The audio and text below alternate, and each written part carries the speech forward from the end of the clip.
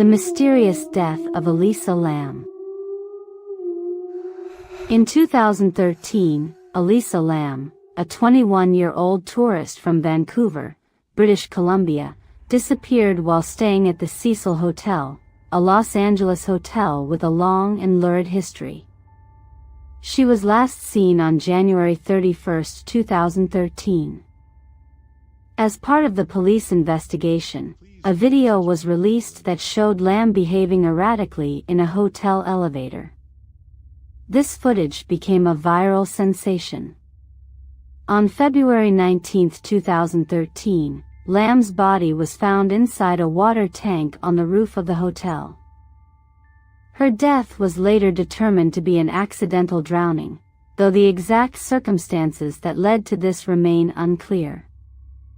Early life.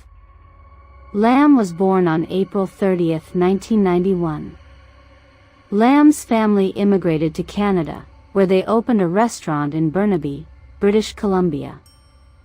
Lam was a student at University Hills Secondary and the University of British Columbia. On January 26, 2013, Lam checked into the Cecil Hotel, also known as Stay on Main, which is located in downtown Los Angeles near Skid Row. Early in her stay she was relocated from a shared room to a private one due to odd behavior. She was last seen in the hotel on January 31. Her parents, David and Yina Lam, who'd been in daily contact with their daughter, quickly reported her missing. Lam's belongings, including a wallet, ID and laptop, had been left in her room. A Los Angeles police bulletin about Lam's disappearance mentioned that she spoke English and Cantonese, used public transportation, possibly had mild depression and was ultimately headed to Santa Cruz, California. As the days dragged on with no trace of Elisa Lam, the police were left with more questions than answers. Desperate for any lead, they issued a haunting appeal to the public. And with that plea, they released a video that would become the catalyst for an unsettling obsession. The video was like a glimpse into the abyss, a descent into madness.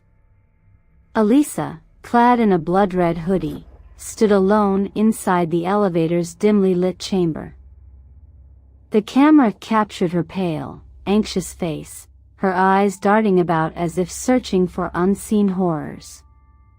It was in this elevator, a metal box suspended between floors, that the veil between the living and the unknown seemed to thin.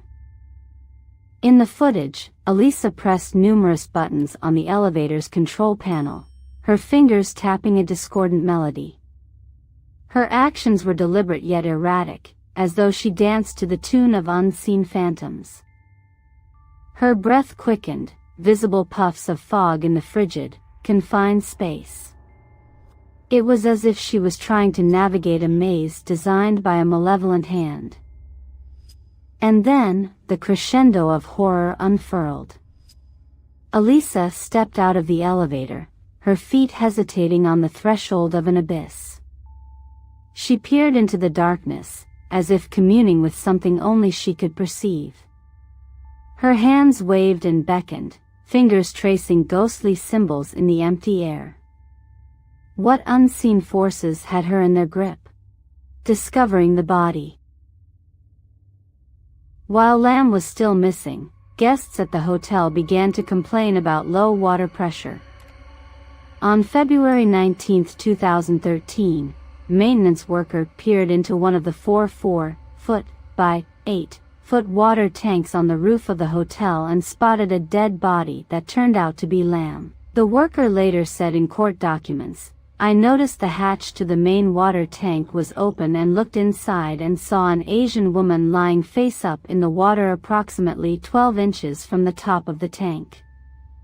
The roof had previously been searched, with the assistance of a police dog. However, no one had checked inside the water tanks. Case and investigation. The investigation into Lam's death continued following the discovery of her body. Entry to the roof was supposed to be restricted to hotel employees.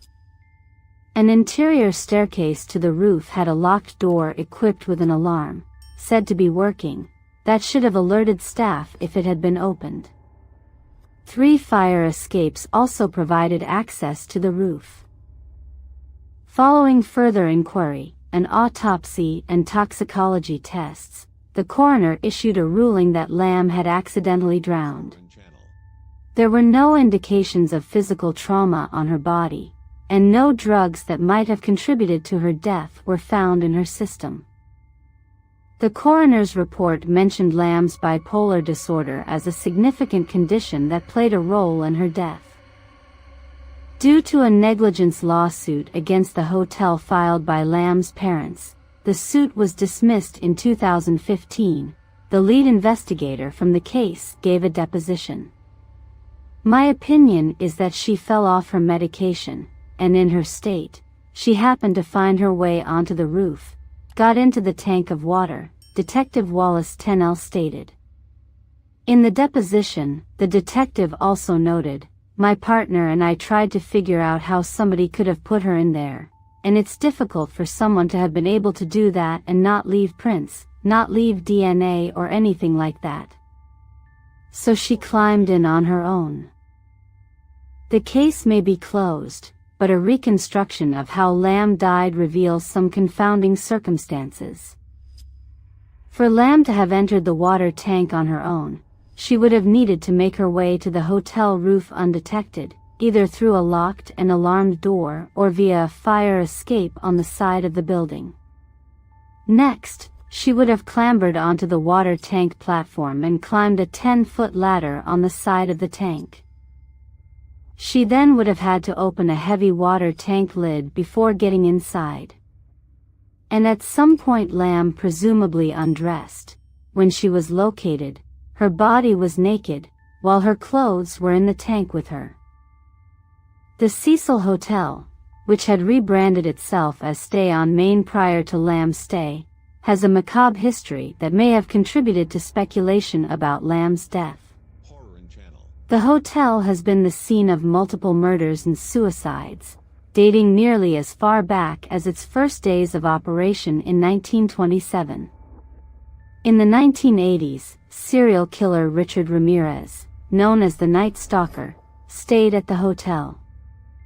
Jack Unterweger, an Austrian serial killer, was a guest in 1991.